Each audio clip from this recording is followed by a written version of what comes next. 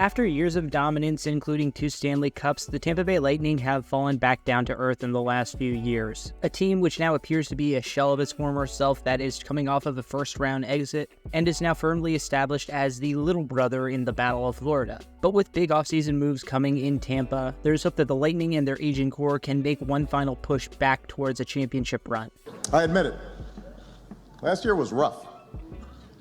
In 2023, the Tampa Bay Lightning started off uncharacteristically slow. Not bad, just slow. They were hovering around 500 for the first few months of the season. This was in large part due to the fact that Andrei Vasilevskiy was out for an extended period of time to start the year. But even beyond that, something just seemed off about Tampa Bay compared to their previous years. When Vasilevskiy came back, they ratcheted it up for sure, and they had one streak where they won 9 of 11 games to start the 2024 calendar year. Nikita Kucherov was still playing at an elite level, Stamkos was back and healthy for the first time in seemingly ever. Everything was going good, except for the fact that they couldn't stop pucks from going into their own net. This was a problem that persisted throughout the season. The Lightning made some minor moves at the deadline to augment their defense, including bringing back old reliable Ryan McDonagh and Matt Dumba to shore up their back end, and added to their forward core with Anthony Duclair. Unfortunately, none of it really made much of a difference. The Lightning couldn't climb out of the hole that they had dug themselves in the division earlier on in the year, and as a result ended up in a first-round matchup with the Florida Panthers. We all know how that one went, given who won the Stanley Cup last year. It was a very lopsided series, with Tampa Bay only managing to secure 1 win, and those defensive problems continued to haunt Tampa Bay, as they gave up at least 3 goals in every single game of the series.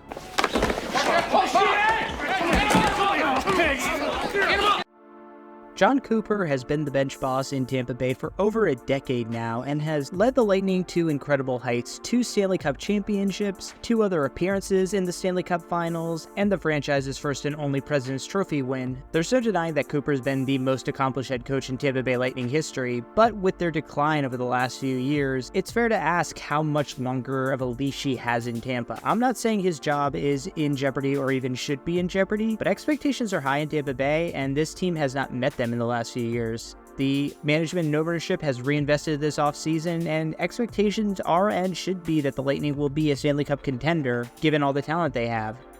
You're a star, you're on top, somebody bring you some ham. You should kill yourself. Nikita Kucherov was the Lightning's leading point scorer last year and is unquestionably their star player. With 44 goals and 144 points last year, Kuch was just absolutely absurd offensively, and as a result, he was rightfully one of the finalists for the Hart Trophy last year, losing out on that award, but he did end up being the league leader in points. Kucherov's just an absolute superstar, and he's going to be relied on to lead Tampa Bay offensively this year. Oh, this guy again. Kucherov will join his longtime center Braden Point with newly acquired Jake Gensel on that first line. Point is sort of the perfect Robin to Kucherov's Batman. He did lead the two when it came to goals with 46 to Kucherov's 44, but 90 points compared to 144 means we know who wears the pants in that relationship. The second line no longer has Steven Stamkos to anchor them, which means that Brandon Hagel and Anthony Cirelli will need to turn to Cam Atkinson as the source of their free points. Good luck with that, guys. I get the feeling that both Hagel and Cirelli will have drop-offs by going from playing with a guy who scored 40 goals last year to a guy who didn't even score that many goals in his last 2 years combined. Nick Paul is a legitimate middle six forward, putting up 46 points last year. He could be somebody that you could flip into the second line in a pinch if you needed to. That is not necessarily the case with Connor Sherry, who had only 4 goals and 15 points in 57 games last year, or Mitchell Chaffee, who had 4 goals and 7 points in 30 games. The fourth line is somehow even worse, with perpetual disappointment Zemgus Girgensons now here from Buffalo, with Michael Eyssimont and Luke Glendening rounding out the fourth line, assuming either of them can recover from whatever ailment has afflicted their brittle bones. On the back end, it's more the same for Tampa, minus trading away Mikhail Sergachev in the offseason. Victor Hedman is still their number 1 defenseman and still a top 5 defenseman in the NHL in my opinion, now paired with the guy they swapped for Sergachev in JJ Moser. While Moser has much more promise defensively than Sergachev, on the second pairing, Ryan McDonagh is staving off his retirement/transition to broadcasting alongside Eric Chernak. the definition of a shutdown pairing, both in terms of stopping the other team from scoring and shutting their team down from ever making anything happen offensively.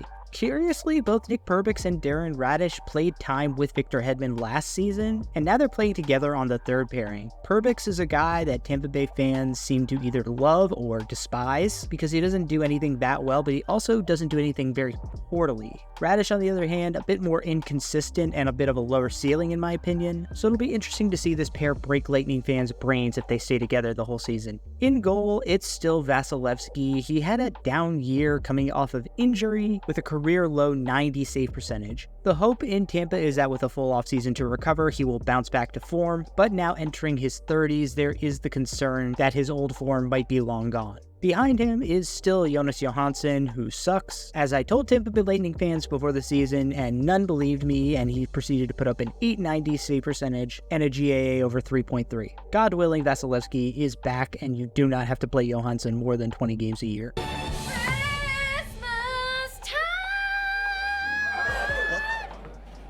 Oh, Brit is in this?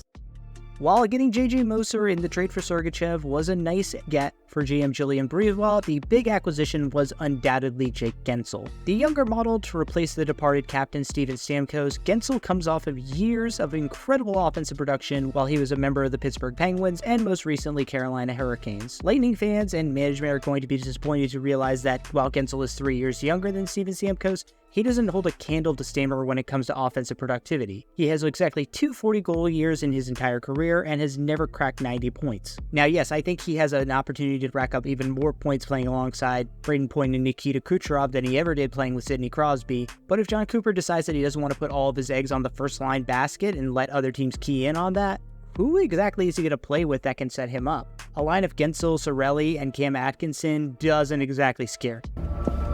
That's not bad. Tampa Bay Lightning fans really don't know how good they have it with regards to their top defenseman and new captain Victor Hedman.